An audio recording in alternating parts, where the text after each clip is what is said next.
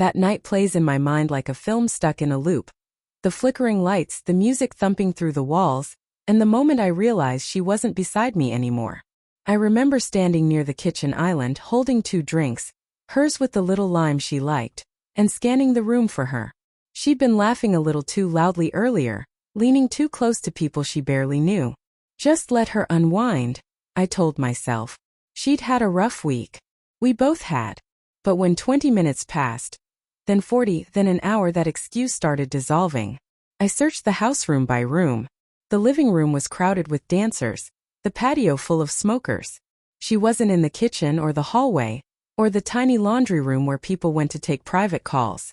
When I finally found her, she was stumbling out of a guest bedroom, hair messy, lipstick smudged, eyes glazed like she'd just woken from a dream she didn't fully understand. "Where were you?" I asked.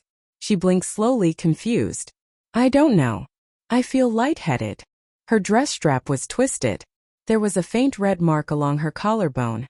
Not a bruise, not quite a kiss, but enough to make my stomach drop into itself. I didn't say anything on the drive home.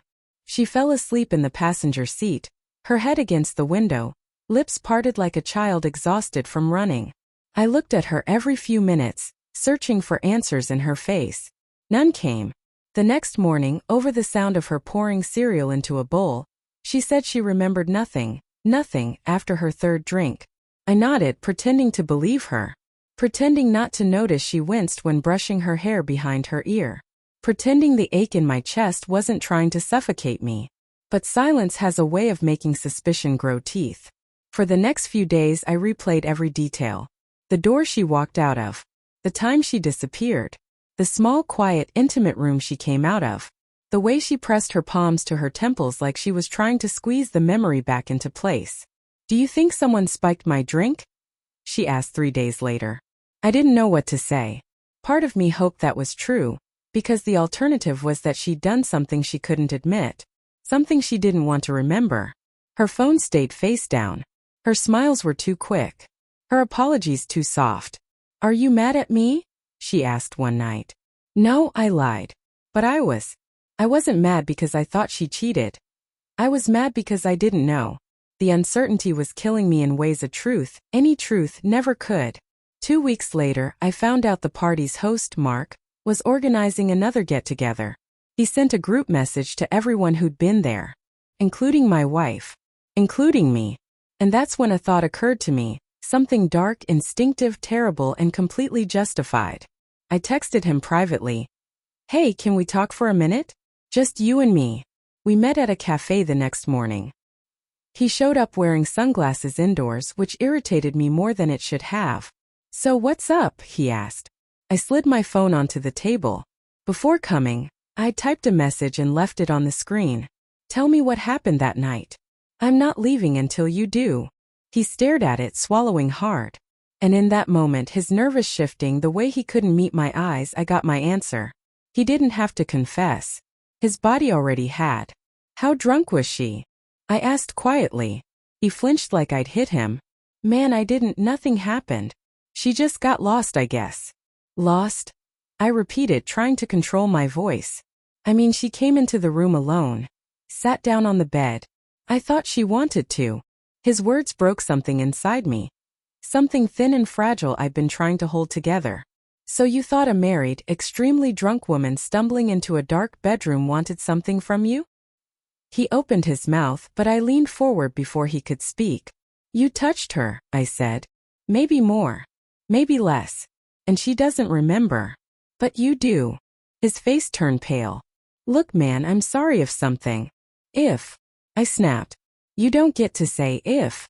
I'm done with that word." He reached for his coffee. His hand trembled. I stood up. Not because the conversation was over, but because I'd gotten exactly what I came for. Not a confession. Fear. Fear I could use. That night, after my wife went to bed, I sent Mark one more message. I told her everything. "She wants to talk to you. She might go to the police. Don't leave town." Seconds later he responded. "Are you serious? Please don't involve the police, can we meet?" I didn't reply. The next morning he started messaging my wife too. Pleading. Apologizing. saying he was drunk, saying he was sorry, saying it wasn't what it looked like, saying he didn't mean to hurt her. She came to me crying, shaking, phone in hand. Why is he saying all this? What did I do? I held her as she sobbed against my chest. She was trembling, terrified by a truth she didn't remember, a truth she never asked for. And that's when my anger shifted from her to him. Because no matter what she did or didn't do, she didn't deserve to be preyed on. I looked into her eyes, wiped the tears from her cheeks, and whispered, "You didn't do anything. He did." Within 2 days, Mark deleted his social media, quit the group chat, and began avoiding everyone who'd been at the party. People whispered about him. Someone else posted a vague status about disgusting behavior. His friends stopped inviting him places. He isolated himself, scared, ashamed, cornered. Exactly the way he'd made us feel. I didn't expose him directly. I didn't have to. Guilt does half the work. Silence does the rest. My wife still doesn't know I orchestrated it. She thinks rumors spread on their own. She thinks justice happened naturally. Maybe one day she'll find out. Maybe not. What matters is that the uncertainty that was tearing me apart has finally been replaced by something solid. A truth. A justice. A quiet revenge no one will ever trace back to me. Sometimes closure isn't a clean ending or a healed wound. Sometimes it's simply knowing that the person who broke something in you will never sleep easily again.